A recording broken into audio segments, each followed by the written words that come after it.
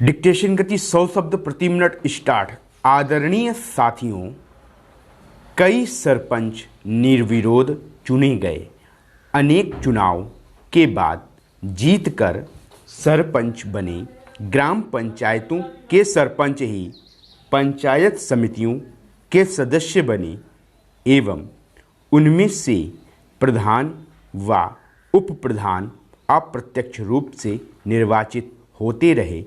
जब पंचायत समितियों के प्रधान सांसद व विधानसभा सदस्य जिला परिषद के सदस्य बनते रहे, उन्हीं में से जिला परिषदों के प्रमुख व उप प्रमुख चुने जाते रहे हैं।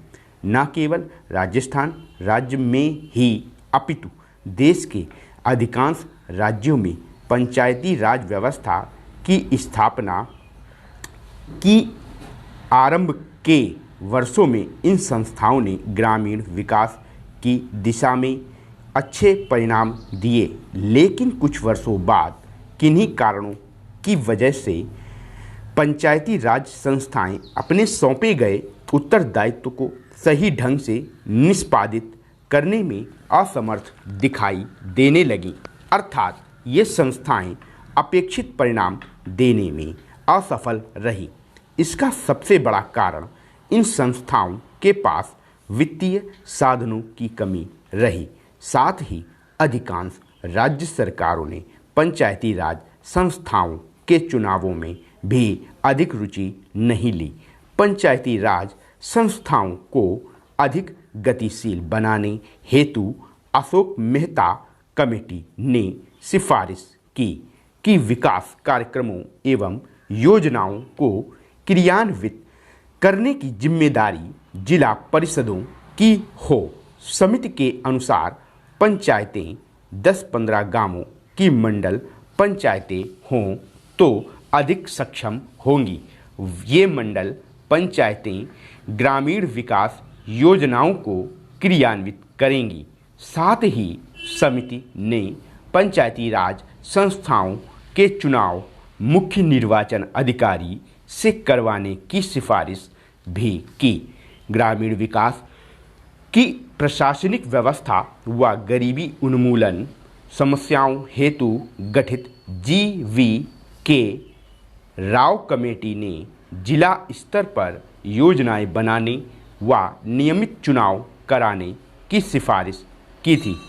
देश की पंचायत राज व्यवस्था को सुदृढ़ व पुनर्जीवित करने हेतु गठित डॉक्टर लक्ष्मीपाल सिंघवी कमेटी ने ग्राम पंचायतों को अतिरिक्त वित्तीय साधन देकर अधिक सक्षम बनाने पर बल दिया तथा साथ ही पंचायती राज संस्थाओं को संवैधानिक मान्यता दिए जाने पर भी विशेष बल दिया।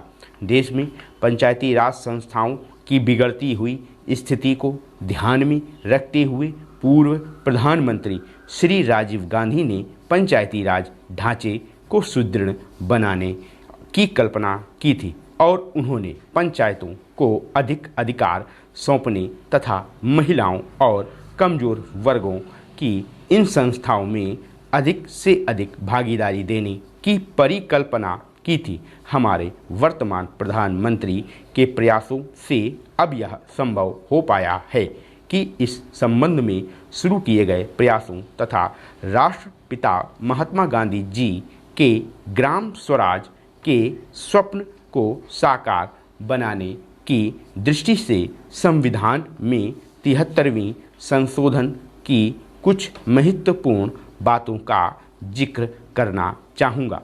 पंचायती राज संस्थाओं को प्रथम बार संवैधानिक दर्जा दिया गया। सभी राज्यों में पंचायती राज की त्रिस्तरीय पद्धति लागू की गई, लेकिन जिन राज्यों की जनसंख्या 20 लाख से कम है वहां बीच के स्तर की इकाई गठित करने की मर्जी राज्य सरकारों पर छोड़ी गई है। ग्राम सभा को वैधानिक दर्जा दिया गया। हर 5 वर्षों में अनिवार्य रूप से चुनाव होंगे।